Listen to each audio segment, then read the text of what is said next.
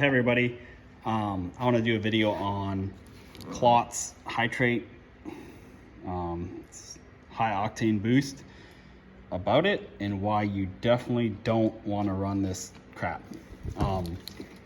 This, number one, this is what it did to my tank. This is a 95. The tank was fine, didn't have any discoloration at all.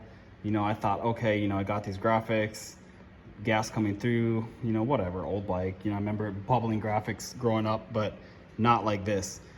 And, you know, being disappointed looking at it every day, I'm kind of like, man, like, it sucks.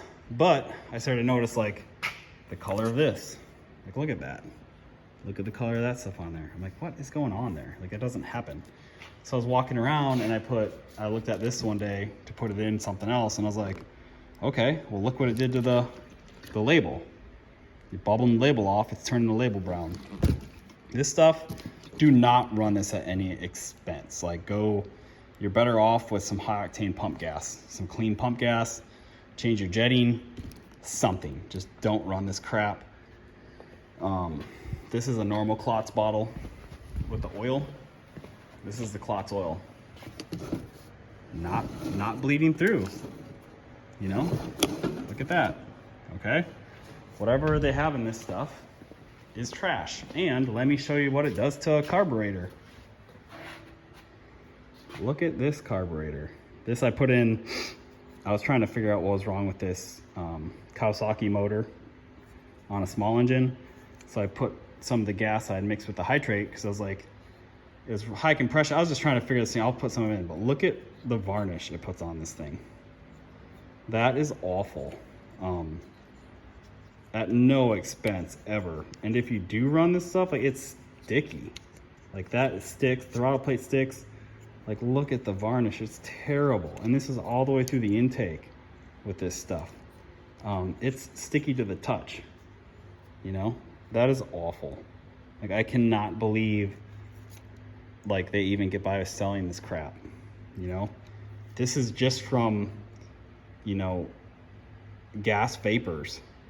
I mean, it's coming back here and varnishing on the back side of the even choke plate, you know? Like, that's disgusting. So this is a cheap small engine Kawasaki carburetor. Look what it does to it. Like, do you really want it in your motorcycle? Do you want it anything high tech? Absolutely not. Do not buy high octane additives, especially klotz hydrate. It's complete trash. Ruined my 95 tank. No idea what, I mean, imagine what my carburetor looks like in it. Yellowed that thing out. This is brand new. Only had a few tanks in there with hydrate. Wrecked that. That's a clear hose. I had a clear hose on another race tank. 3 years, no change, you know? Here's one over here. It's never had hydrate in it, and no discoloration, okay?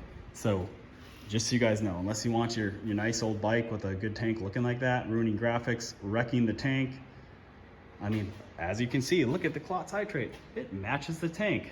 You know, that's common sense. I just want to warn people, don't waste your money on it. This bike ran great on pump gas and never had an issue. I ran some hydrate just because I was like, I want to be safe, and I fully regret it. Not just that, the bike recently blew up too while running that, which I don't attribute to that.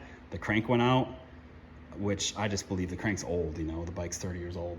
So I have the new crank there ready to go in. But just as far as running, like, do not run that stuff.